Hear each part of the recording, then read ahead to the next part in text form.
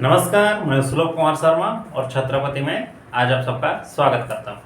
आज हम लोग क्या पढ़ेंगे, सिमिलरिटी ऑफ ट्रायंगल का जो 6.4 है ना, उसी को पढ़ेंगे, उसी को कंटिन्यू कर देंगे। जब ये खत्म हो जाएगा तो नेक्स्ट हम लोग आईसीएसई में बढ़ेंगे। Okay, CBSE. ये जो चैप्टर है ये ज़्यादातर डील कर रहा है एरिया ऑफ ट्रायंगल के थ्रू, ये डील कर रहा है। क्लियर? उसका जो पहला क्वेश्चन है, let area of triangle ABC and DEF. इसका जो पहला क्वेश्चन है, दो है, ये है ए बी सी, और एक जो ट्रायंगल है ये है D E F, and their area are respectively 64। इसका जो एरिया है 64 मीटर स्क्वायर है ना,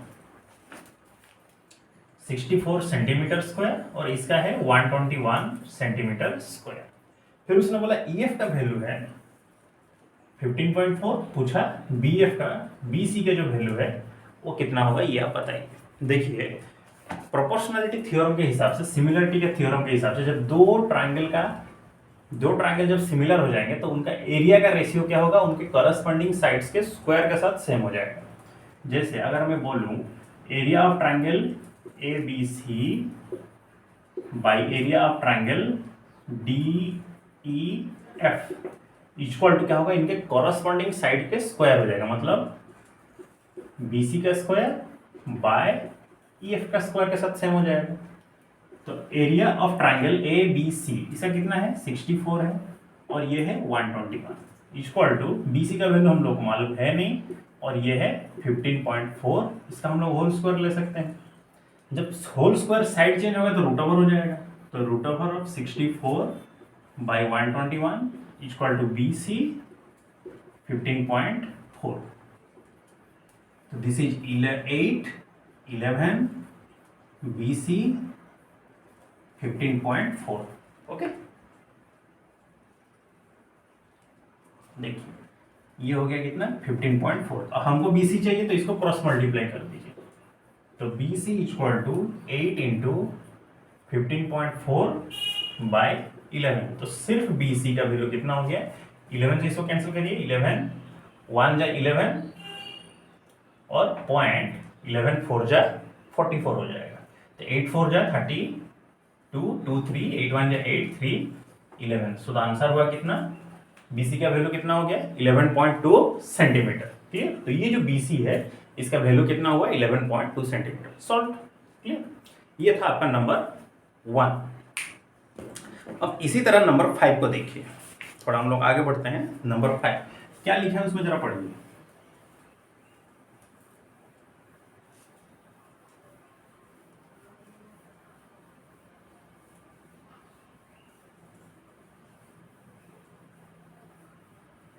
पढ़ लिए? नंबर 5 में लिखा क्या है, जरा इसको पढ़िए।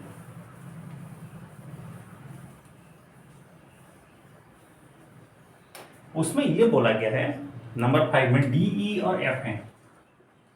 Clear? DEF are the respectively the midpoint of side ABCA of triangle ABC। अच्छा, ऐसा करके कुछ एक ट्रायंगल है A B और C। AB का मिड पॉइंट कौन है, D, और BC का मिड पॉइंट है कौन, E, और AC का मिड पॉइंट कौन है, F। ओके, तो find the ratio of the area of triangle DEF। अच्छा, ये जो ट्रायंगल बन रहा है DEF, area of triangle DEF divided by area of triangle ABC, इनका रेशियो कितना होगा, ये हम लोगों से पूछा गया क्वेश्चन में। अच्छा देखिए, जब ये इसका मिड पॉइंट है तो ये लाइन के साथ ये लाइन सेम हो जाएगा, ये लाइन के साथ ये लाइन सेम होगा, ये लाइन इसके साथ सेम होगा, सेम हो गया। और एक हम लोग थ्योरम में जानते हैं, अगर ट्रायंगल का दो मिड पॉइंट, ये एक साइड है ये भी एक साइड है, तो इसका ये मिड पॉइंट हो गया, इसका ये मिड पॉइंट हो गया, ये लाइन तो इस तीसरे लाइन के साथ क्या हो जाएगा, पैरेलल भी होगा और उसका आधा भी होगा। क्लियर? लिख सकते हैं यहाँ पे, if A line segment join the midpoints of two sides of a triangle each parallel to third side, clear, third side से पैरेलल होगा, एंड हाफ ऑफ इट, और उस थर्ड साइड का लेंथ जितना भी होगा उसका ये आधा हो जाएगा। तो इससे हमको क्या मिला, DF जो होगा हाफ ऑफ BC हो जाएगा, और DE जो होगा हाफ ऑफ AC हो जाएगा, और EF जो होगा वो हाफ ऑफ AB हो जाएगा। क्लियर कि नहीं, सबका आधा आधा हो जाएगा कि नहीं। अब देखिए, जब ये आधा आधा हो गया, अगर मैं इन दोनों ट्राइंगल का रेशियो निकालूंगा सेम होगा। जैसे कि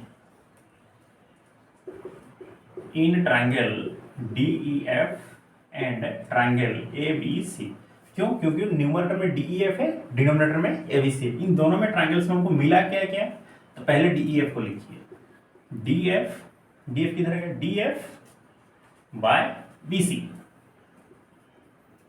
का वैल्यू कितना होगा, हाफ ही होगा।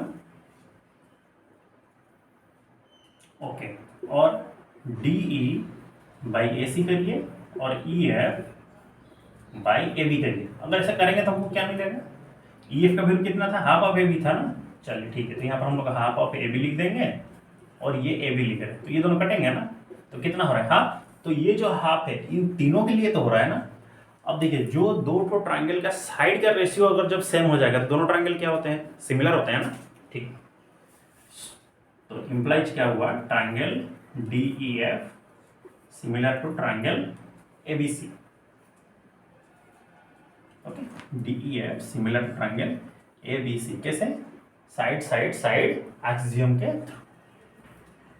Okay, side side side axiom के थ्रू क्या हो गया, दोनों ट्राइंगल क्या हो गए, सिमिलर हो गए। जब दोनों ट्राइंगल सिमिलर हो जाएंगे तो क्या बोले थे मैंने, जब उनका एरिया का रेशियो उनका करस्पॉन्डिंग साइड के स्क्वायर के साथ सेम होगा।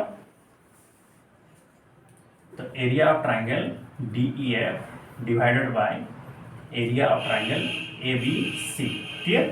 तो DEF कोई भी ले लीजिए, DF बाय BC, इसका स्क्वायर और इसका भी स्क्वायर, तो इसको हम लोग होल स्क्वायर लिख सकते हैं कि नहीं, DF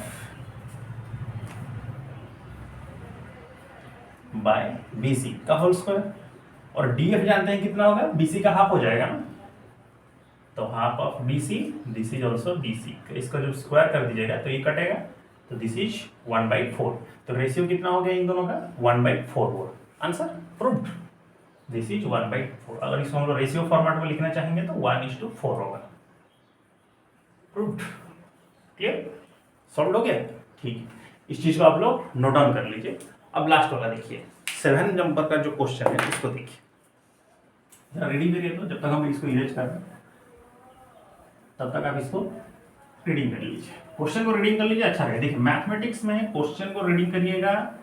अगर क्वेश्चन रीडिंग करते वक्त आप समझ गए तो समझ लीजिए आप 50% मैथमेटिक्स को सॉल्व कर दी, चाहे वो CBSE का हो या फिर वो NCERT का हो, उसमें कोई प्रॉब्लम नहीं है। लेकिन आप क्वेश्चन ही अगर अच्छे से नहीं समझ पा रहे हैं, पढ़ नहीं पा रहे हैं, तो प्रॉब्लम होगा आगे के हैंडल करने में।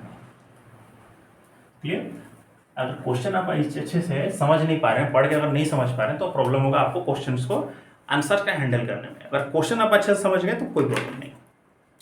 Prove that the area of equilateral triangle describe on the side of a square is equal to the half the area of equilateral triangle describe on its diagonal. अच्छा ठीक है, देखिए उसने बोला एक स्क्वायर है, ऐसे मान लीजिए इसका साइड है, सबका साइड है ए और ए, एक्स भी ले सकते हैं आप।